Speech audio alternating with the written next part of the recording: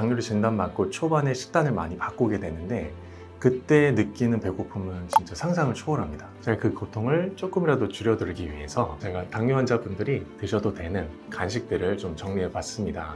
바로 인데요, 매일 드셔도 당뇨에 전혀 무리가 되지 않을 겁니다. 또 우리 당뇨 환자분들 탄산 좋아하시는 분들 많죠. 그래서 제로 음료에 대해 많이들 물어보십니다. 한 결론부터 말씀드리면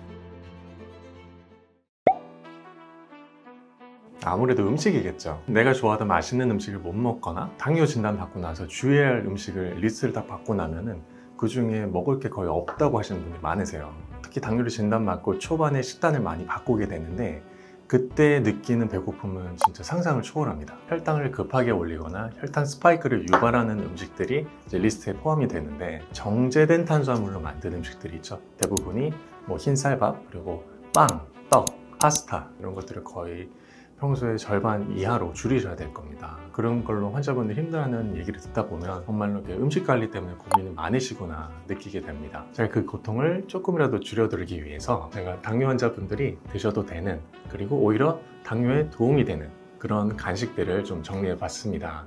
그래서 본격적으로 시작하기 전에 우리 구독과 좋아요 부탁드리겠습니다.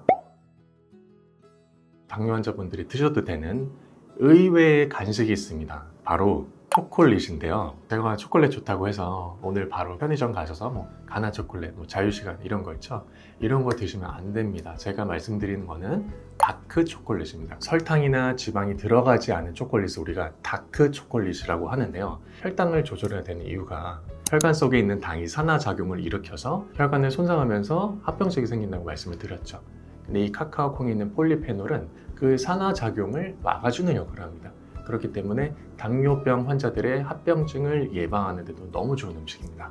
그런데 이 초콜릿을 맛있게 만들고 상품성을 높이기 위해 각종 설탕이랑 지방이 들어가면서부터 나쁜 초콜릿으로 변하게 되는 겁니다. 영양성분표를 확인하시고 카카오 성분이 최소 90% 이상인 것을 고르시는 게 좋습니다. 카카오 99%라는 말은 만약에 초콜릿 100g을 사면은 그 중에 99g은 카카오 성분으로 되어 있고요. 나머지 1%는 뭐 설탕이나 또는 약간의 첨가물이 들어갔다고 이해하시면 됩니다. 카카오 99%짜리 초콜릿을 하루에 조금씩 먹으면 당뇨 환자들에게도 너무 좋은데, 그래도 열량이 높기 때문에 하루 30g 정도 이하로 제한해서 드시는 것을 추천드립니다. 그리고 두 번째로 확인해야 될 것이 식물성 지방이 들어가 있는지 확인을 하시는 겁니다. 지방 중에 식물로 만든 기름은 좋다고 많이 알고 계시죠. 초콜릿의 맛을 부드럽게 하기 위해서 우리 식물성 지방을 초콜릿에 넣는 경우가 많은데 유통 과정 중에서 산패되고 변질되기 쉽기 때문에 그것을 막기 위해서 고체 형태의 트랜스 지방으로 가공하는 경우가 많습니다. 이것 또한 가공식품이라고 볼 수 있고요. 트랜스 지방은 오히려 고기에 있는 기름보다 건강에 훨씬 안 좋기 때문에 초콜릿을 보실 때 꼭 확인을 하셨으면 좋겠습니다. 두 번째로 또 당뇨 환자들에게 좋은 의외의 식품이 과일입니다. 제가 영상 여러 편에 걸쳐서 과일 섭취를 조심하라, 조절해주라 많이 말씀드렸죠. 하지만 이 과일을 잘만 섭취해 준다면 오히려 당뇨 환자들의 건강에 도움이 될 수가 있습니다. 전제 조건이 혈당 같은 정제된 당분을 섭취하지 않는 선에서 최대한 천연당인 과일을 섭취하는 것입니다. 먼저 블루베리는요, 보라색 색소 성분인 안토시아닌이 많이 함유가 되어 있는데요. 실험에 의하면 혈관에 있는 포도당을 근육으로 저장시키고 간에서 포도당을 만드는 걸 억제시켜서 혈당을 낮춰주는 작용을 한다는 겁니다. 두 번째, 사과와 배에는 펙틴이라는 식이섬유가 많이 포함되어 있습니다. 특히 이 펙틴이라는 식이섬유는 혈당을 낮춰주는 천연 당뇨약과 다름이 없습니다. 또 껍질에 많기 때문에 모든 과일이 그렇지만 이 사과랑 배는 꼭 껍질째 드셔주시는 게 중요합니다. 딸기랑 토마토도 되게 당뇨에 좋습니다. 하지만 주의할 것이 우리 시중에 조금 당도가 높게 나온 딸기나 아니면 대추 토마토 같이 좀 달게 나온 토마토 있죠? 그런 것들이 아니라 개량되지 않은 달지 않은 토마토, 또 달지 않고 오히려 조금 시큼시큼한 맛이 나는 딸기, 이런 것들이 조금 더 좋을 것 같습니다. 과일이 좋다고 했지만 당뇨 환자분들께 제일 중요한 것은 과일도 결국에는 당질이기 때문에 많이 드시면 혈당을 올릴 수밖에 없습니다. 그렇기 때문에 양을 꼭 지켜서 드셔주셔야 되는데요. 제가 오늘 그 양을 딱 정리해 드리겠습니다. 일단 남성분의 기준을 알려드릴 거고요. 여성분들은 그 기준에서 절반 정도 드시면 좋습니다. 먼저 블루베리는 한 주먹 정도, 사과는 3분의 2개, 배는 2분의 1개, 토마토 4개, 딸기 8개, 그리고 키위 1개입니다. 그래서 하루에 요 정해진 용량을 벗어나지 않게 드셔주시고, 용량만 벗어나지 않으면 매일 드셔도 당뇨에 전혀 무리가 되지 않을 겁니다. 과일을 식후보다는 식전 또는 식사 사이사이 간식으로 드시는 것이 혈당에 조금 더 도움이 됩니다. 또 말린 과일, 과일 주스를 드시거나 이런 것들은 좋지 않습니다. 말린 과일은 수분이 날아가기 때문에 더 많이 먹기 쉽고, 그리고 혈당을 훨씬 빠르게 오릅니다. 그렇기 때문에 피해 주시고요. 주스 같은 경우는 만드는 과정에서 설탕이 더 첨가되기 때문에 절대 피해 주셔야 되고요. 유명한 회사의 오렌지 주스입니다. 근데 영양 성분표를 보시면요, 탄수화물이 15g, 당류 15g이고요. 영양 성분표에서 당뇨 환자분들은 식이섬유가 들어있는지 아닌지 확인하는 게 중요하다고 말씀드렸었죠. 보시면은 식이섬유가 없습니다. 이거는 그냥 순수 당 덩어리라고 보시면 됩니다. 먹었을 때 어떻게 될까요? 고삐 풀린 말처럼 혈당이 치솟겠죠. 그렇기 때문에 과일은 드시더라도 과일 주스는 절대 피해 주셔야 됩니다. 그리고 마지막으로 당 조절이 심하게 안 되시는 분들은 또 이 과일 섭취를 아예 안 해야 되는 경우도 있기 때문에, 그런 분들은 주치의 선생님과 상담 후에 과일 섭취에 대해서 조금 고민해 보시면 좋을 것 같습니다.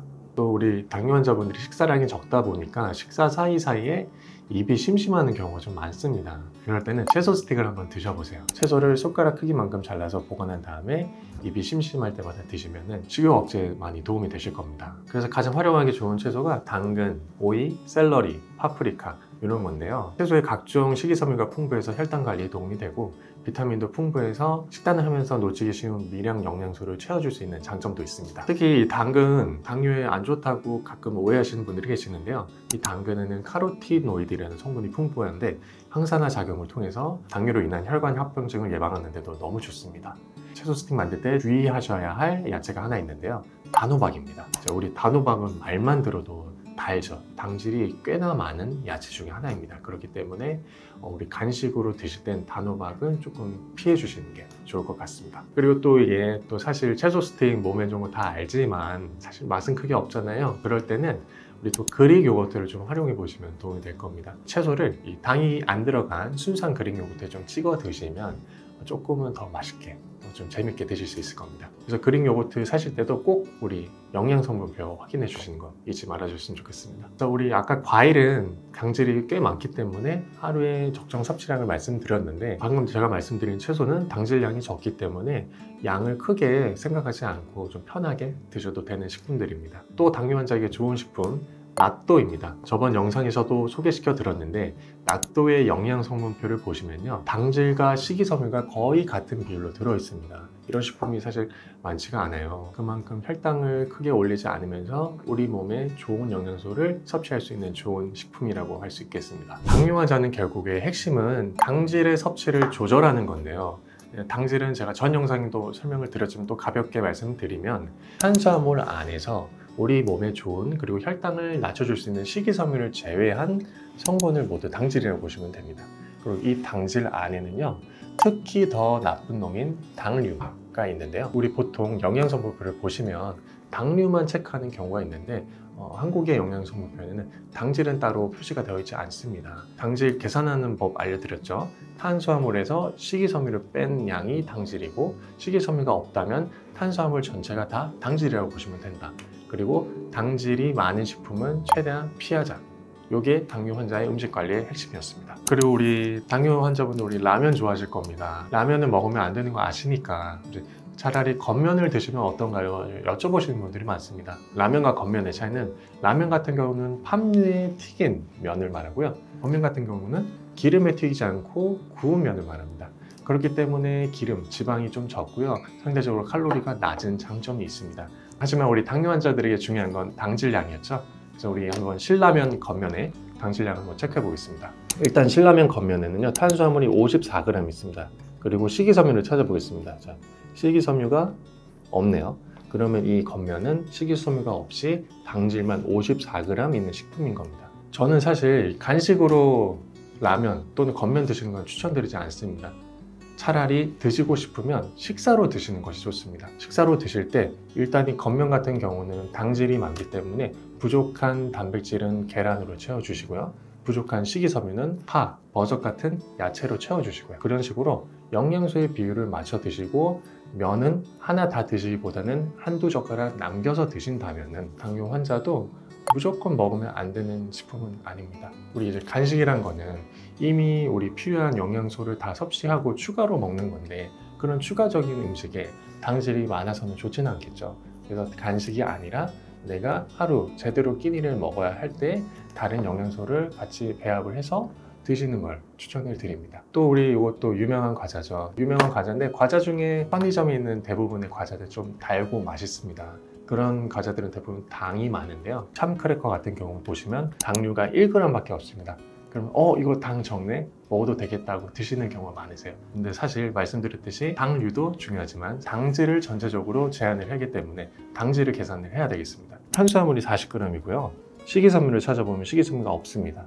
그럼 이 식품은 당질이 40g의 식품입니다. 그렇기 때문에 얘도 많이 먹으면 혈당을 올릴 수밖에 없기 때문에 이런 것도 드실 때 당뇨 환자분들이라면 양을 분명히 조절해서 드시는 것이 좋을 것 같습니다. 또 우리 당뇨 환자분들 탄산 좋아하시는 분들 많죠. 그래서 제로 음료에 대해 많이들 물어보십니다. 결론부터 말씀드리면 제로 음료도 피하시는 것이 좋습니다. 탄산음료가 정말로 조절이 안 될 때 한해서 한시적으로 대체해서 드시는 정도만 추천드립니다. 제로 음료에는 단맛을 내는 인공 감미료가 들어있는데요. 인공 감미료 자체가 실제로 혈당 수치를 높이지는 않지만 뇌에 혈당이 들어왔다고 착각을 일으켜서 인슐린 분비를 촉진한다는 연구 결과가 있습니다. 그렇기 때문에 장기적으로 반복해서 섭취할 경우 인슐린의 대사 기능을 교란할 가능성이 너무 큽니다. 또 제로 음료는 식욕을 높인다는 연구 결과도 있는데요. 제로 음료를 먹어서 음식이 들어왔는데 칼로리가 없으면 뇌에서 이를 인식하고 그래서 이 부족한 칼로리를 보충하기에 오히려 배고픔을 유발한다는 연구 결과가 있습니다. 그리고 마지막으로 우리는 이 단맛에서 멀어져야 하는 습관을 가져야 되는데, 인공 감미료의 단맛 자체가 결국에는 계속 단맛을 찾게 만들기 때문에, 그래서 장기적으로 봤을 때 절대 좋지 않은 음식이라고 볼 수 있습니다. 그래서 다시 정리해드리면 제로 음료 같은 경우는 정말 내가 탄산을 끊지 못하는 경우에만 한시적으로 이용하자입니다. 오늘은 당뇨 환자분들이 간식으로 드실 만한 음식들에 대해 소개를 시켜드렸습니다. 당뇨 환자분들이 드셔도 되는 의외의 식품들이 있었고, 또 괜찮은 줄 알았는데 안 되는 식품들도 있었습니다. 오늘 알려드린 식품들 보면서 활용하시면 좋을 것 같고요. 우리 또 중요한 것이 음식을 드실 때 영양성분표에 있는 당질 성분을 확인하자 였습니다. 영양성분도 꼼꼼히 확인하는 습관 들이셔서 당뇨 환자 관리에 많이 도움이 되셨으면 좋겠습니다. 오늘 영상이 도움이 되셨다면 구독과 좋아요, 알림 설정 부탁드리고요. 주변에 당뇨로 고생하시는 분들 계시면 영상 널리 공유 부탁드리겠습니다. 그럼 저는 또 다음에 좋은 영상으로 찾아뵙겠습니다. 안녕.